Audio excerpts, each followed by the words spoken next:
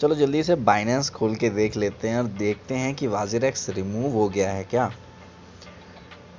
इतना तो हम जानते हैं कि वाजिरेक्स और बाइनेंस एक दूसरे से लिंक थे। हम अपना वाजिरेक्स का फंड बाइनेंस पर ईजिली से ट्रांसफ़र कर सकते थे और बाइनेंस का जो फंड था वो ईजिली वाजिरेक्स पर ले सकते थे।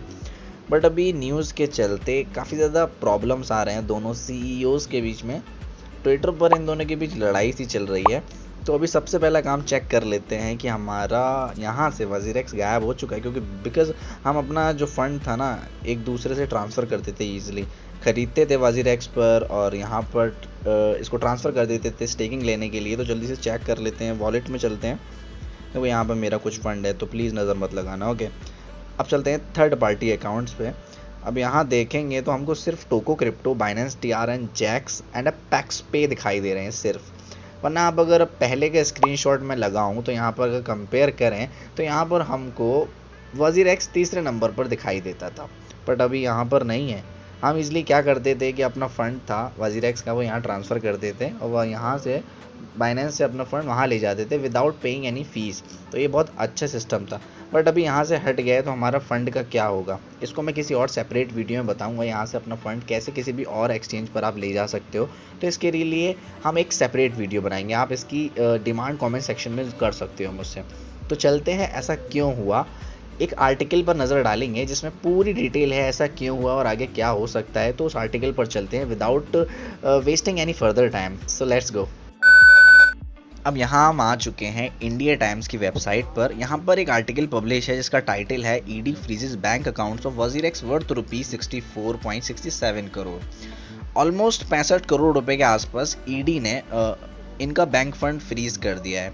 अब ये क्यों किया है इसके बारे में जानते हैं। देखो बहुत सारी टेक्निकल टर्म्स हैं इसके अंदर जो कि समझना मुश्किल है, तो इसको हम कुछ इस तरीके से समझेंगे जो कि हमको लॉजिकली समझ में आ जाए कि ये पूरा मैटर क्या है। ठीक है, हम इंडिया में रहते हैं तो इंडिया के नॉर्म्स और ED, CBI एंड KYC, ये बहुत सारी टेक्निकल टर्म्स हैं यहाँ पे, एमा बहुत सारी चीज़ें आएंगी। तो इन सब चीज़ों को लॉजिकली समझ के हमें इस पूरे मैटर्स को लॉजिकली समझना है कि हाँ असल में मैटर क्या है, ऊपर ऊपर नहीं। तो देखो सबसे पहले हमको ये चीज़ समझने वाली बात है। यहाँ पर लिख रहा है मनी लॉन्ड्रिंग केस। अब बेसिकली वाजिरेक्स पर ED के द्वारा मनी लॉन्ड्रिंग का केस रखा गया है कि अब बेसिकली मनी लॉन्ड्रिंग क्या होता है। मनी लॉन्ड्रिंग अगर मैं आसान भाषा में समझाऊं तो किसी भी एक कंट्री का पैसा दूसरी कंट्री में भेजना बिना गवर्नमेंट को बताए मनी लॉन्ड्रिंग में आता है। अब ये वाजिरेक्स ने करा होगा तभी ED ने इन पर मनी लॉन्ड्रिंग का केस डाला है। ठीक है, आगे चलते हैं कि वाजिरेक्स का फंड जो है वो 64 करोड़ रुपये, ऑलमोस्ट 65 करोड़ रुपये के आसपास फ्रीज कर दिया गया है कि तुमने मनी लॉन्ड्रिंग की है। According to the agency 16 fintech, मैं आपको वही चीज़ें बताऊंगा जो आपको समझ में आ जाए। अब देखो इनका एक the exchange was alleged violation norms and a fail conduct exchange delegate ED और the norms in the transaction STRS।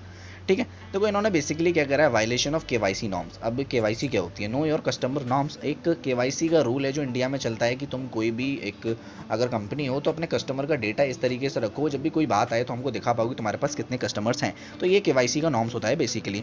अब जब तुम्हारे पास कुछ ऐसे कस्टमर है जिनकी ट्रांजैक्शन होती हैं डेली बेसिस पर बहुत सारी, तो उनका डेटा तुमको रखना पड़ेगा और जब हम मांगेंगे तो हमको दिखाना पड़ेगा। तो बेसिकली यहाँ पर इन्होंने कुछ ऐसा डेटा यहाँ पर पेश ही नहीं करा। अब बेसिकली क्रिप्टो करेंसी की बात आती है तो हमको मालूम होना चाहिए कि क्रिप्टो करेंसी बेस्ड है ब्लॉकचेन पर। ठीक है, तो इनका कुछ डेटा ब्लॉकचेन पर एडमिट नहीं हुआ है जिस वजह से इन पर ये भी एलिगेड मतलब वायलेशन का आरोप लगा है। आगे चलें तो transaction on the exchange recorded on the blockchain also. ठीक है, एक बार ये इसको समझ लेते हैं। The proof has found that the most transaction on the exchange were not recorded on the blockchain too, जिसको मैंने आपको समझाया कि कुछ ट्रांजैक्शन ऐसे हैं जो ब्लॉकचेन पर होने चाहिए थे पर वाजिरेक्स के द्वारा वो नहीं है, जिस वजह से ED ने इन पर छापा और भी मारा है। अब देखो यहाँ पर लिख के आ रहा है no physical address verification was done, there is a no check on the source funds of their clients. कोई वेरिफिकेशन नहीं है, कोई एड्रेस नहीं है कि पैसा इस पर्टिकुलर प्लेस से इस पर्टिकुलर प्लेस पर गया है। तो ऐसे आरोप कोई हम पे कैसे लगा देगा। ED ने लगाए हैं तो किसी वजह से ही लगाए होंगे। अब देखो यहाँ पर टर्म्स आ जाती है FEMA, PMLA, foreign exchange management act बोलते हैं FEMA को, कि मतलब तुम दूसरी कंट्री का पैसे को कैसे मैनेज करना है फेमा के रूल्स के अकॉर्डिंग करोगे, तो बहुत सारे टेक्निकल वर्ड्स हैं जिसको मैं ईजिली समझा सकता हूँ आपको। तो फेमा को इन्होंने फेमा के रूल्स को अनफॉलो किया होगा, तो इस वजह से भी तो बहुत सारे, जब हमें कोई पुलिस पकड़ के ले जाती है ना, तो होता है ना कि ये भागा भी था, इन्हें चोरी भी करी थी, तो सारे इल्ज़ाम एक बार, सारे एक्ट्स एक बार में थोप देते हैं। तो अब वजीरेक्स पर भी ऐसे ही बहुत सारे ऐसे ही एक्ट्स थोप दिए। अब देखो ये वाली चीज़ पढ़ने वाली है, समझने वाली है।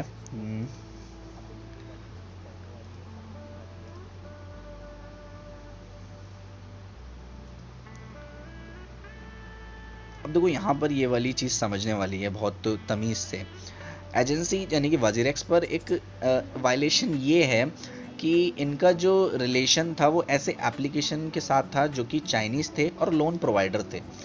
अब ऐसे चाइनीज़ एप्लीकेशन के साथ तो मालूम है, देखो टिकटॉक गया, पबजी गया, अभी BGMI की भी राह जाने को है। तो चाइना के साथ रिलेशन ऐसे एप्लीकेशन का या किसी भी चीज़ का इंडिया नहीं रखना चाहता। और फिर यहाँ पर इनके जो रिलेशन मिले हैं चाइनीज़ फंड्स के साथ मिले हैं। यहाँ पर आप आसानी से, मैं आपको समझा रहा हूँ, आप खुद पढ़ सकते हो। तो इस वजह से भी इन पर कि आपके रिलेशन चाइनीज़ फंड के साथ हैं, आप ऐसे ऐप्स से आपका ट्रांजैक्शन पाए गए हैं जो कि पूरी तरीके से हम इंडिया में इसको इलीगल मानते हैं। इस वजह से और इन पर काफ़ी ज़्यादा इल्ज़ाम लग चुके हैं।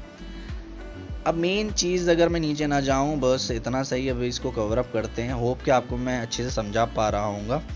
सो 2 चेयर तो working, earlier managing director, okay, सिर्फ इसको अभी यहीं कंप्लीट करते हैं। और मेरे हिसाब से और कोई चीज़ें आपको समझने के लिए नहीं है। मोटा मोटा मैंने आपको समझा चुका हूँ कि सिर्फ इन्होंने बहुत सारी चीज़ें ये करी हैं। आर्टिकल का लिंक आपको डिस्क्रिप्शन में मिल जाएगा, आप इजीली इसको पढ़ भी सकते हो, हिंदी में कन्वर्ट कर लेना, ट्रांसलेट कर लें। तो होप कि आप ये सब चीज़ें अच्छे से समझ चुके होंगे किस वजह से बाइनेंस ने अपने प्लेटफॉर्म से वजीरेक्स को रिमूव कर दिया है। अब आगे क्या हो सकता है इसके ऊपर हम अभी वीडियोस को सोच रहे बनाएंगे। अगर इस वीडियो पर अच्छा रिस्पॉन्स आता है तो इस वीडियो के लाइक टारगेट को रखते हैं 100, सिर्फ 100 लाइक आपको पूरे करने हैं। होप के ईजिली कर दोगे। सो आज के वीडियो में सिर्फ इतना ही। होप कि आपको ये अपडेट अच्छा लगा होगा। तो मिलेंगे किसी और नेक्स्ट वीडियो में, तो तब तक के लिए बाय।